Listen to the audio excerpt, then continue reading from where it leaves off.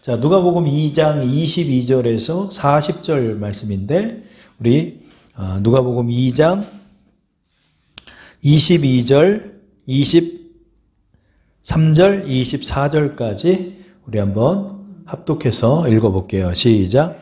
모세의 법대로 정결 예식의 날이 차매 아기를 데리고 예루살렘에 올라가니 이는 주의 율법에 쓴 바 첫 해에 처음 남자마다 주의 거룩한 자라 하리라 한 대로 아기를 주께 드리고 또 주의 율법에 말씀하신 대로 산비둘기 한 쌍이나 혹은 어린 집비둘기 둘로 제사하려 함이더라. 아멘.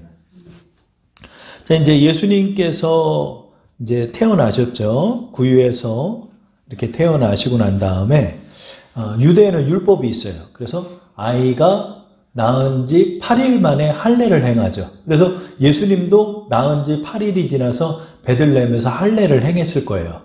할례를 행하고 그 다음에 이제 산모에 대한 정결 예식이 있어요. 그래서 아기를 낳은 자도 그 율법상 그 정결한 기간을 삼았어요. 그래서 남자아이를 낳았을 때는 40일간 격리 조치를 취하고 여자를 낳았을 때는 80일간 그렇게 격리 조치를 취하게 되는 거죠.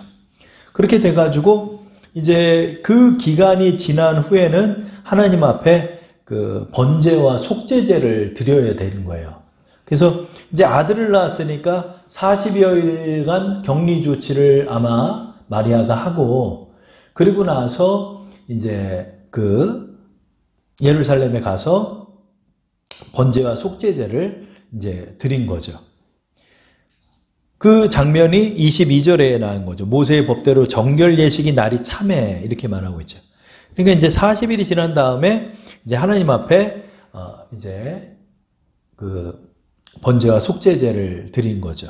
그 다음에 이제 또 뭐를 해야 되냐면 23절 보면 첫 해에 처음 난 남자에 관해서 하나님 앞에 이렇게 드리는 그런 헌신례를 또 드려야 했어요. 이제 예수님이 맏아들이니까 그렇게 해가지고 이제 예수님을 하나님 앞에 이제 드릴 때 어떻게 하냐면은 이제 유대 율법에서는 첫 아이들은 다 하나님께 드려졌어요. 하나님께 드려졌는데 전부 다 하나님 앞에 드릴 수가 없으니까 이것을 레위 지파가 대신하는 걸로 이렇게 했어요. 근데 그 인구의 성비가 이게 맞지가 않으면 레위인의 숫자가 장자의 숫자보다 적을 때는 속전을 할 수가 없잖아요. 그러다 보니까 이게 점점 어떻게 됐냐면 첫 아이를 낳으면 5세겔씩을 드리는 식으로 이렇게 바뀌었어요. 나중에. 그래서 예수님이 맏아들이고 첫 해이기 때문에 이제 이렇게 헌신례를 드리고 그 다음에 아이를 낳은 산모에 대한 정결 예식을 치르기 위하여 이제 예루살렘으로 간 거죠. 그런데 24절 보면은 비둘기를 드린다라고 그랬잖아요. 근데 보통은 이제 그 양이나 이런 거를 드려야 되거든요. 그런데 그 극빈자의 경우에는 비둘기를 드리는 거예요. 양 비싸니까. 그러니까 여기서 보면은 24절 보면 또 주의 율법에 말씀하신 대로 산비둘기 한 쌍이나 집비둘기 한 쌍을 이렇게 하나님 앞에 드린 거예요. 근데 원래 번제는 양을 드리거든요.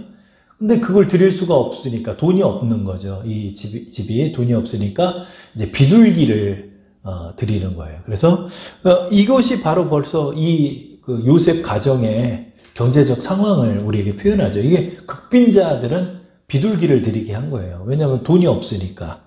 그러니까 여기서는 이제 비둘기를 드리는 걸로 봐서는 요셉 집안이 이제 어려운 집안이죠. 그죠? 그래서 이렇게 이제 드리려고 이제 예루살렘에 딱 갔는데 거기에 이제 마침 시므온이라는 사람을 만나게 되는 장면이 나오죠. 그 시므온은 어떤 사람인가? 25절에 나왔죠. 25절 우리 한번 읽어볼게요. 예루살렘에 시므온이라는 사람이 있으니 이 사람은 의롭고 경건하여 이스라엘의 위로를 기다리는 자라 성령이 그 위에 계시더라. 아멘. 자, 이제 예수를 기다린 사람. 이제 예수란 이름은 몰랐겠죠. 근데 이 시므온이 기다린 사람은 누구나 우리를 구원하실 그리스도께서 이 땅에 오심을 기다린 사람이 이 시므온이라는 사람이죠. 자, 이 사람의 삶은 어떻습니까? 의롭고 경건한 삶을 살았다. 근데 여러분, 우리가 예수님의 의 외에는 참 의가 없잖아요. 그렇죠? 누가 의로워요? 여기서 말하는 의롭고 경건하다는 의미는 율법적으로 무음하고 또 경건한 신앙생활을 하는 그런 모습을 가졌다는 거죠. 자, 예수를 기다리는 사람들, 어떤 사람의 삶을 산다는 거죠? 의롭고 경건한 삶을 살아야 하는 거예요, 여러분. 우리가 하나님 앞에서 불법을 행하고 세상 사람들과 같이 그렇게 방탕하게 우리가 살아가는 것이 아니라 이 시몬의 삶처럼 의롭고 경건한 인생을 살아가는 거예요. 그래서 하나님의 이런 예식을 지키고 또 말씀을 지키고 예배를 지키고 또 우리가 세상 밖에서도 의롭고 경건한 자로서의 삶을 우리가 살아가야 돼요. 그래야 자녀들도 의롭고 경건한 인생을 사는 거예요, 여러분. 그래서 뭐 지지율은 너무나 적지만은 여러분 이 부모의 모습들이 아이들에게 싹 이렇게 담기는 거예요, 담기는 거. 그 침대에 앉아가지고 제가 발가락을 이렇게 깔딱깔딱거리면서 스마트폰으로 뉴스를 봤어요. 참비가 딱 앉아있더니 옆에서 자기도 발을 까딱까딱까딱. 야, 이런 것도 따라하는구나. 야, 이런 거 진짜 조심해야 되겠다. 그렇죠? 여러분, 이렇게 의롭고 경건한 인생을 살아가야 되는 거예요. 아버지가 항상 가정에서 우애에 있고, 가정을 사랑하고, 가정적이고, 또 항상 연구하고, 이런 거에 자식들이 다 안다고, 다 알아요. 그렇기 때문에 예수를 기다리는 이 시므온의 삶은 어떤 사람이다? 의롭고 경건한 인생이었다. 그리고 그는 무엇을 기다리죠? 뭐 한몫 터지는 걸 기다리나요? 여기서 25절에 뭐라고 그래요? 이스라엘의 위로를 기다리는 자다. 이런 이제 우리의 마음의 중심이 우리 주님께로 가 있어야 되는 거죠. 이스라엘의 위로가 누구죠? 바로 이 그리스도를 기다리는 자다. 우리 이런 기다림을 가지고 살아가는 사람이에요. 우리 예수님의 오심을 바라보면서 항상 준비하고 깨어있는 삶. 우리가 이런 시므온과 같은 삶을 살아야죠. 그러다 보니까 이 사람의 인생이 어떻다? 성령이 그 위에 계신 인생을 사는 거예요. 아직 성령 세례가 임하는 시대가 아니에요, 지금은.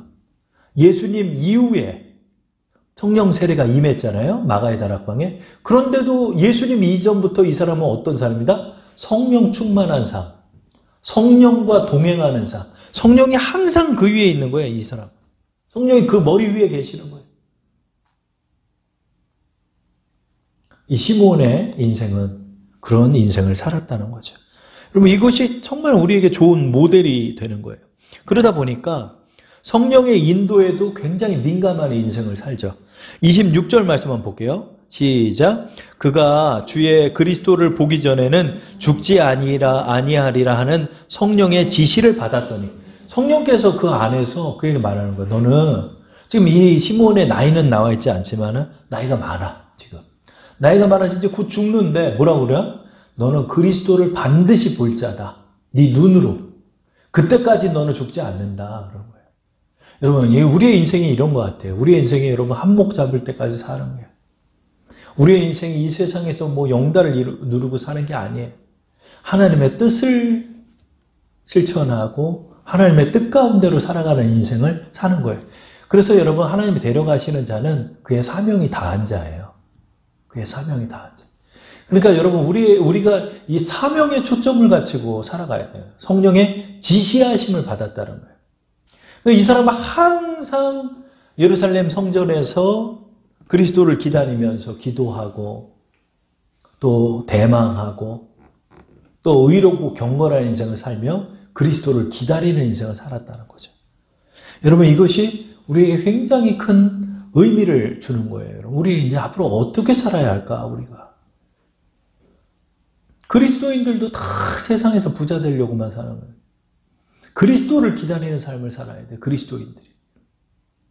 그리스도를 항상 염두에 두고 그리스도를 바라보고, 우리도 그리스도를 기다리는 자예요. 그리스도의 재림을 기다리는 자예요.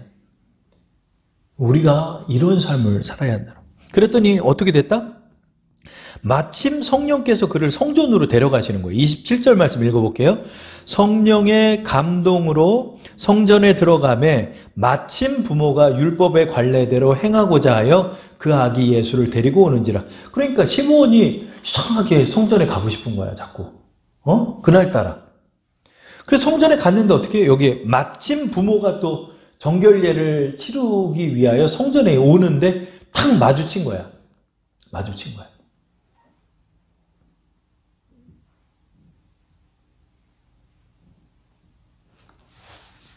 근데 여러분, 여기서 이제 좀 생각할 게 뭐냐면, 예수만 있었을까?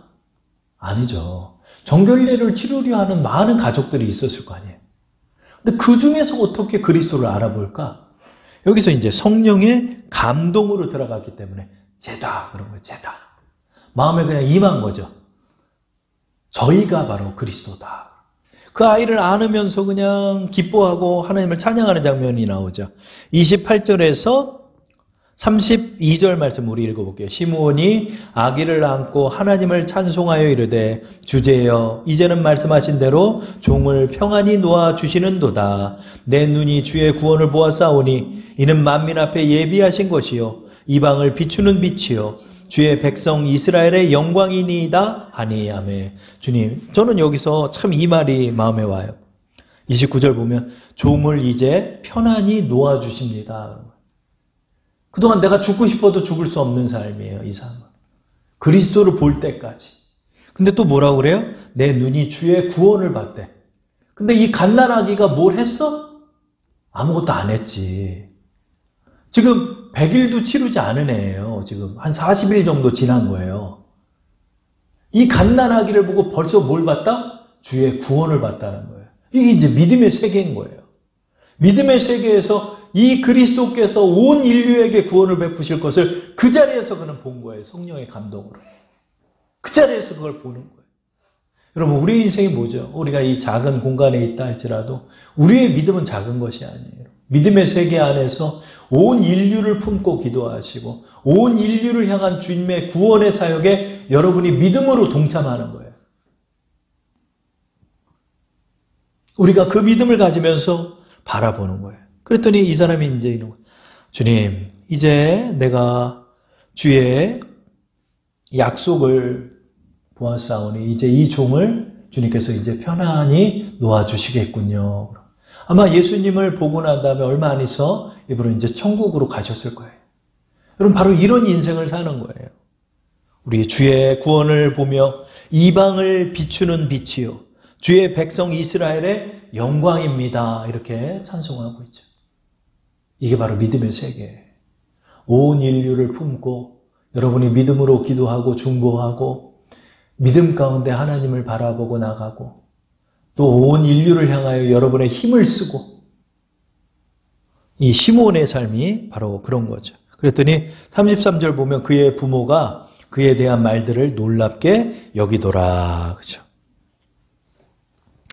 그리고 나서 시므온이 계속해서 예언의 말씀을 하고 그는 사라지게 됩니다. 34, 35절 한번 읽어볼게요. 시므온이 그들에게 축복하고 그의 어머니 마리아에게 말하여 이르되 보라 이는 이스라엘 중 많은 사람을 패하거나 흥하게 하며 비방을 받는 표적이 되기 위하여 세움을 받았고 또 칼이 내 마음을 찌르듯 하리니 이는 여러 사람의 마음의 생각을 드러내려 함이니라 하더라. 아멘. 이렇게 예언의 말씀을 남기시고 이분은 우리를 위하여 비방을 받고 우리를 위하여 고통을 당하고 십자가에 지실 그리스도이시다. 이런 것을 예언하시고 그는 자기의 사역을 마치고 이제 성전에서 떠나게 됐지요. 그리고 또 이 시점에 또 안나라는 여선지자를 또 만나는 장면을 우리는 보게 되죠. 36절 말씀 한번 볼게요. 시작. 또 아셀 지파 바누엘의 딸 안나라 하는 선지자가 있어 나이가 매우 많았더라. 그가 결혼한 후 7해 동안 남편과 함께 살다가 37절 과부가 되고 84세가 되었더라. 이 사람이 성전을 떠나지 아니하고 주야로 금식하며 기도함으로 섬기더니 그렇죠. 이 이제 안나라는 선지자가 또 나타나요. 근데 나이가 매우 많다 이렇게 표현하죠. 근데 어떻게 해요? 남편하고 7년 살고 과부가 된 사람이에요. 그러면 이 사람이 지금 이제 과부가 되고 84세가 되었다 이렇게 얘기를 하잖아요. 그러니까 이 사람의 나이는 어떻게 되냐면 남편하고 결혼하고 7년 살다가 84년이 흐른 사람이니까 이 사람의 나이는 보통 유대 여자가 결혼을 14살 해야죠. 14살 더하기 남편하고 결혼해서 7년 살았죠. 7년 플러스 84 이렇게 하면 어떻게 되다? 105살이라는 거예요. 105살. 그러니까 안나는 적어도 막 100살이 넘은 사람이에요. 근데 어떤 삶을 살았다? 그는 성전을 떠나지 아니하고 주야로 금식하며 기도하였다. 그러니까 어떻게 보면은 박복한 여인이죠. 그죠? 남편하고 다 그 젊었을 때 7년 살고 과부가 돼가지고 이 당시에는 뭐 재혼이나 이런 게 거의 없었기 때문에 거의 그냥 혼자 이렇게 84년을 산 거죠. 혼자서. 그래서 100살이 넘었어요. 근데 여러분 우리가 이 안나의 모습을 보면서 우리의 사명이 어디 있냐 이거예요. 우리의 사명이. 여러분 이 세상에서 우리가 복을 누리는 것도 참 우리의 마음속에 원하는 것이지만 우리가 우리가 이 세상을 사는 것은 하나님의 사역을 이루며 살아가는 거예요. 하나님의 사역을 이루며. 그녀는 84년 동안이나 금식하며 또 기도함으로 이스라엘을 지키고 있었던 여인이었던 거예요. 이런 기도의 사람들이 있었기 때문에 이스라엘이 지켜진 거예요, 여러분. 헤롯과 헤롯 땅이 이스라엘을 지킨 게 아니라 이런 믿음의 사람들이 바로 믿음으로 이 나라를 지키고 있는 거예요. 안나가 지금 그런 삶을 살았다는 거죠. 여러분 우리의 삶이 14살에 결혼해서 7년 남편하고 살고 84년 과부로 지냈다. 105살. 얼마나 불행한 삶이에요. 육적으로 보면. 그러나 그렇지 않다는 거죠. 84년 동안 하나님께서 안나를 통하여 이스라엘을 맡겨놓고 100여 년 가까이 하나님 앞에 기도하면서 산 사람이 이 안나라는 거죠. 이 믿음으로 하나님께서 이스라엘을 지키게 하시는 거예요. 예전에 한 간증을 했는데 아버지 어머니가 돌아가시고 혼자 보육원에서 자라서 형들의 구타와 이런 것 속에서 정말 불행하게 살았어요. 그분이 예수님을 만나가지고 기도를 했다는 거예요. 하나님, 나는 왜 이렇게 불행한 인생을 살았어요? 왜 내 아버지 어머니를 일찍 죽어서 나는 이렇게 고아원에서 이렇게 험악한 분위기에서 고통 속에서 한 번도 나를 받아들이지 않고 이렇게 거절당하는 인생, 불행한 인생을 살게 하셨습니까? 그렇게 기도를 했대요. 하나님께서 성령 가운데 음성으로 말씀해 주시죠. 너가 불행한 것이 아니라 내가 너에게 보육원을 맡긴 것이다. 그랬대요. 너를 보육원으로 파송한 것이다. 돌아보니까 나만큼 보육원에 대해서 잘 아는 사람이 없는 거예요. 그래가지고 그걸 깨달았다는 거예요. 나는 평생 동안 내가 자라면서 하나님이 나를 불행하게 만들었다고 생각해서 하나님을 향해 분노했지만 사실은 알고 봤더니 나로 보육원에 파송하셔서 보육원을 섬기고 보육원을 구원하게끔 하는 그 사역으로 하나님이 나를 보내셨다는 사실을 뒤늦게 깨달았다. 그래가지고 그 사람은 어떤 일을 하는 사람이냐면 여러분 그 빌딩 같은 데 가보면 요즘 많이 뭐가 나오냐면 빌딩 벽에다가 그 담쟁이들 같은 그 식물들을 다 길러가지고 어떤 그 빌딩 건물 보면은 벽에 그 식물이 다 붙어 있잖아요. 그죠? 그래가지고 꼭 무슨 숲속같이 이렇게 아름답잖아요. 그런 회사를 만드는 거예요. 그 벽을 그렇게 식물로 만드는 그런 인테리어를 하는 회사를 만든 거예요. 그래가지고 좀 잘 되는데 그 사람은 면접을 할 때 어떤 일을 한다? 첫째 조건이 뭐다? 첫째 조건이 보육원 나온 사람은 최고 우대점을 준다는 거예요.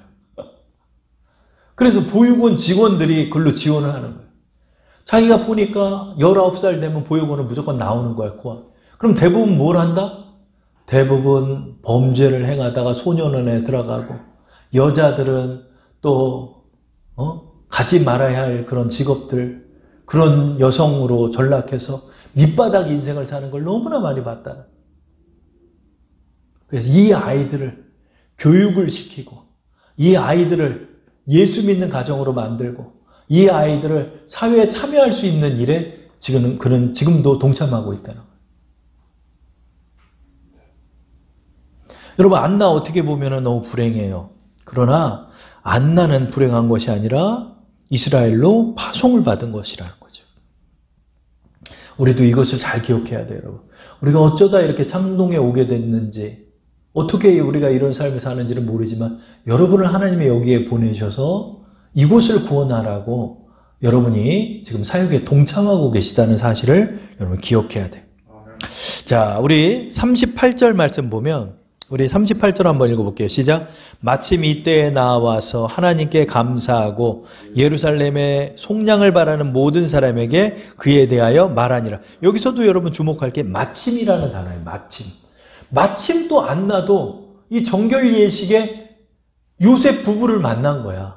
이 시므온도 마침 그 성전에서 만났고, 그리고 또 그 많은 정결 예식을 참여하려는 아이들이 많이 있었어요. 그러니까 여러분, 아직은 헤롯 대왕이 2살 이하의 아이를 죽이지 않은 때야.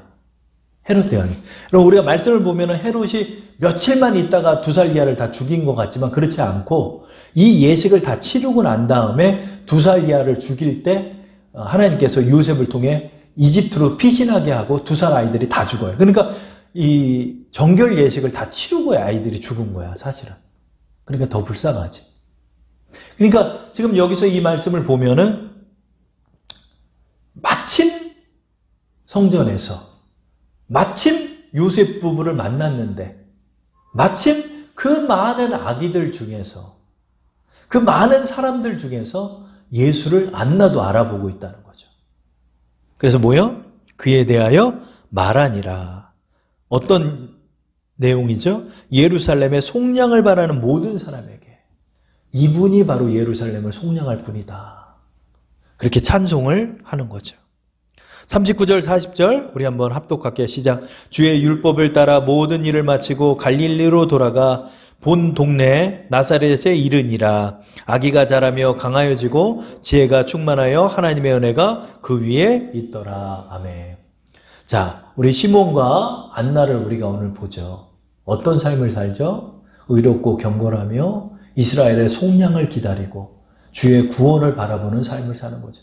그러니까 여러분, 우리의 모든 초점은 그리스도께 있는 거예요. 우리의 모든 관심이 그리스도를 향하는 거예요. 우리의 모든 관심이 인류에게 미치는 하나님의 속량을 바라봐야 되는 거예요. 여러분, 이게 최후의 승리이고 우리의 대망하는 내용이에요. 여러분, 온 인류를 향한 구원을 우리는 기억해야 돼요, 여러분. 많은 사람들이 지금 지옥의 참상을 모른 채 살아가고 있어요. 많은 사람들이 지금 자기가 불구덩이를 향하여 달려가고 있다는 사실을 모른 채 달려가고 있는 거예요. 우리가 그리스도를 알아볼 수 있는 눈은 성령을 통해서 주시는 거예요. 우리가 바로 이런 인생을 사는 거예요. 그리스도의 속량을 바라보면서, 그리스도의 구원을 바라보면서 그 구원이 우리의 이웃에게 미치기를 바라고, 그 구원이 우리의 친구들에게 미치기를 바라고, 우리의 그 구원이 우리의 이웃들에게 미치기를 바라면서 우리는 살아가는 거예요. 우리의 모든 초점이 바로 여기 있는 거예요. 시므온과 안나가 평생을 들여 그리스도를 기다렸고 바로 이 시간만을 기다리고 살았던 사람들이, 우리의 인생의 초점이 바로 여기 있는 거예요. 이 믿음을 가지고 나가는 우리 여러분 되기를 바랍니다.